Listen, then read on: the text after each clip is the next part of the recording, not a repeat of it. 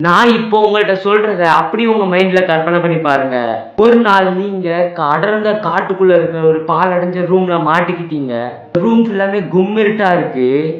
நீங்க நெனைப்பீங்க, பாழடைஞ்சு தானே இருக்கு. இங்க யாரு வாழப் போறா? வாழ்ந்தவங்களே இறந்து போயிருப்பாங்க அப்படின்ற மாரி நெனைப்பீங்க. ஆனா உங்களுக்கு இன்னொரு ஃபீல் வரும். அது என்னன்னா, இந்த இடத்துல யாரோ இப்ப கூட வாழ்ந்துட்டு இருக்க வாய்ப்பு இருக்கலாமோ! அப்படின்ற மாரி உங்களுக்கு ஃபீலிங் வரும். அந்த ஃபீலிங் உண்மையா இருந்தா வீடியோக்குள்ள போமா?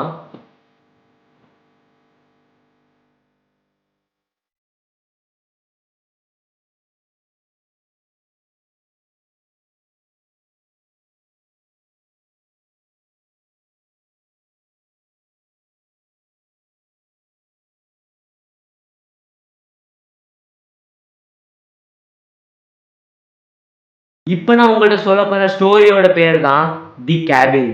ஒரு ஹைக்கர் மலையில ஹைக்கிங் போலாம் அப்படின்னு சொல்லிட்டு முடிவு பண்றாரு. அப்ப அவருக்கு தெரியாது அதான் அவரோட கடைசி ஹைக்கு. அது மட்டும் இல்லாம அதான் அவரோட ஒரு மோசமான முடிவுன்னு அப்ப அவருக்கு தெரியல. முழுக்க ஹைக் பண்ணிட்டு இருக்க போது அந்த நாளே ரொம்ப நார்மலா தான் இருந்திருக்கு. எப்பவுமே அவர் ஹைக் பண்ணா போதும் அந்த மாதிரி தான் அந்த நாள் இருக்குமா. ஃபுல்லா ட்ரீஸ் அதோட பிரான்ச்சஸ்லாம் ரொம்பவே அழகா இருந்திருக்கு. அந்த நாளே ரொம்ப பியூட்டிஃபுல்லா போயிருக்கு. அது மட்டும் இல்லாம அவர் இதுல என்ன மென்ஷன் பண்றாரு அப்படின்னா, அவரு வீட்டுக்குள்ள இருக்கிறதோட அவுட்டோர்ஸ் தான் அவருக்கு ரொம்ப பிடிக்குமா. ஏதாவது வெளியே சுத்திக்கிட்டே இருப்பாராம். முக்கியமா மவுண்டைன் சைட்ல. காட்டுல ஒரு ஹைக்கிங் பண்ணிட்டு இருக்க போது அவருக்கு எதுவுமே ஸ்ட்ரேஞ்சா ஃபீல் ஆகல. எல்லாம் நார்மலா தான் போய்க்கிட்டு இருந்திருக்கு. அவரு ஹைக்கிங் பண்ணது போதும் அப்படின்னு சொல்லிட்டு அவரு திரும்பி போலாம் அப்படின்னு சொல்லி முடிவு பண்றாரு. இங்க இருந்து தான் பயங்கர தரமான ஒரு சம்பவம் நடக்குது. அவரு மலைக்கு கீழ தான் அவரோட கார பார்க் பண்ணி வச்சிருக்காரு. இப்ப அவரு கார் கிட்ட போகணும். இங்க தான் ஒரு ட்விஸ்ட்டே இருக்கு. என்னன்னு பார்த்தீங்கன்னா, அவரு வந்த வழிய சுத்தமாவே மறந்துடுறாரு. இப்ப அவரு காருக்கு போவாருன்னு அவருக்கே தெரியல.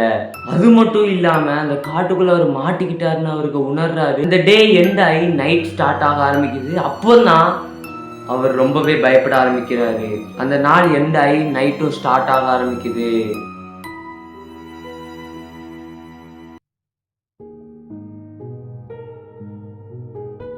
பேக்ல உள்ள டார்ச் லைட்ட எடுத்து ஃபுல்லா டார்ச் அடிச்சு தேடுறாரு. ஆனா வந்த வழிய கண்டுபிடிக்கவே முடியல.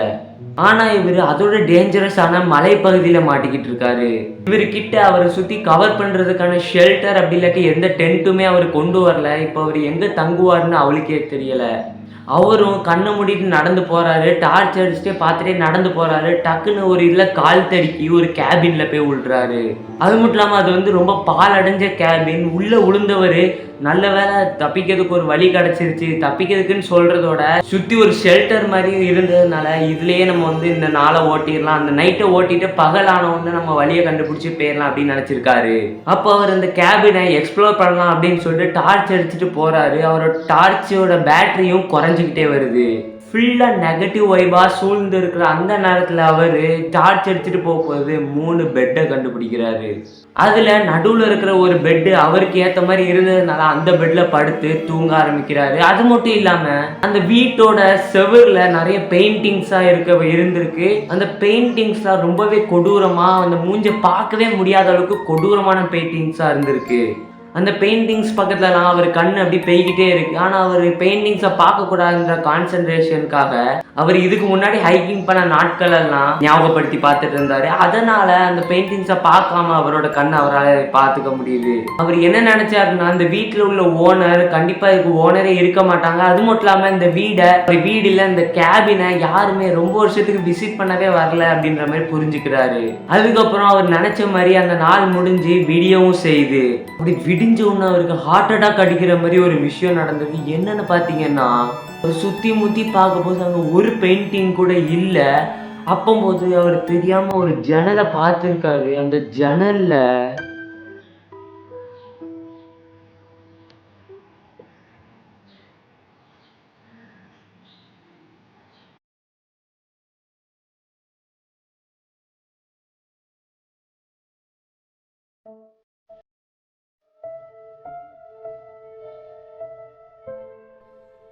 இப்ப நான் உங்களுக்கு அடுத்து சொல்லப் போற ஸ்டோரியோட பேரு தான் "who is in my bed".